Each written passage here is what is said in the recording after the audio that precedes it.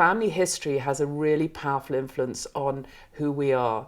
And as we unlock our own family history and we find out who we are physically, emotionally, mentally, and spiritually, we have this powerful connection that supports us in our lives. I used to have this dream, which is a very vivid dream, about being blindfolded. And I used to be able to just see beneath the blindfold. And my attention always went to the bottom of this door where this light was shining through the bottom of the door. And what I noticed, there was all these men's shoes, old-fashioned shoes, some of them very scruffy, some of them very polished. And I used to stay in this position in the dream until the dream then disappeared. But I remember always thinking, I wish I could take the blindfold off. So I had this dream quite a lot as a child, and then I don't know why I mentioned it to my mother, and she said, I have these, as a child I used to have this dream, and quite frequently. So I never associated the dream that had any relationship with my family, with my grandfather. My mother, because she was a child when he died, she said that she had no knowledge about who he was and what he did.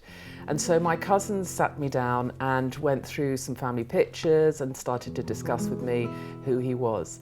So he was my mother's father, and he was a judge in this town called Garcia in Galicia, and he was a Republican. We came from a socialist family. My grandfather was a significant character in our family history. All this family history started to unravel. And then I found out that because he was such a prominent character, he really became a victim of the Spanish Civil War at that time because of his views against the nationalists. They took me to the prison, they showed me exactly where he was executed, and it was identical to the dream that I had. So there were 7 men, and that's what the shoes were related to. They were blindfolded. They were taken through a door into a courtyard and led up the hill, and they actually shot them all on this hill. It's very interesting. The more I've discovered about his life, the more I realise that I carry his legacy. Sometimes we forget that our ancestors also still exist in spirit. You know, there is this soul that carries on through the family tree, and both good and bad. Like my grandfather's, you know, for us he's a hero and his life was significant even in his death. But there are certain characters who have been very traumatized that create shadows. Some of us can inherit some of the darker aspects of our family history. If you've got people that have caused crimes or murders or have been significantly violent in their family history, they are the ones that everyone wants to forget. But what we need to remember is that if they're not remembered, they're the ones that carry the trauma through the family tree.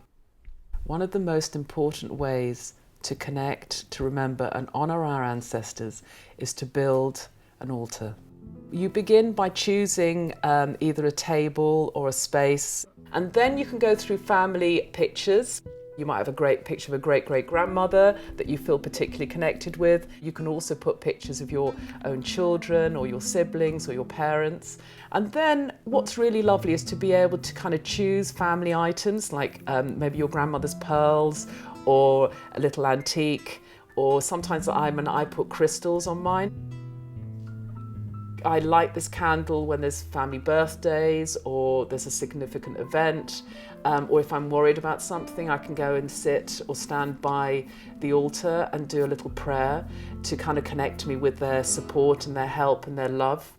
It's what I call like a portal, a doorway between your ancestry and the spirits that look after you and yourself. And so lots of times people have said that they felt they could hear or sense intuitively. They've been inspired if they're worried about a particular project or a situation. So they feel that they are communicating with their ancestors. What you can see, you can heal. What you deny will haunt you.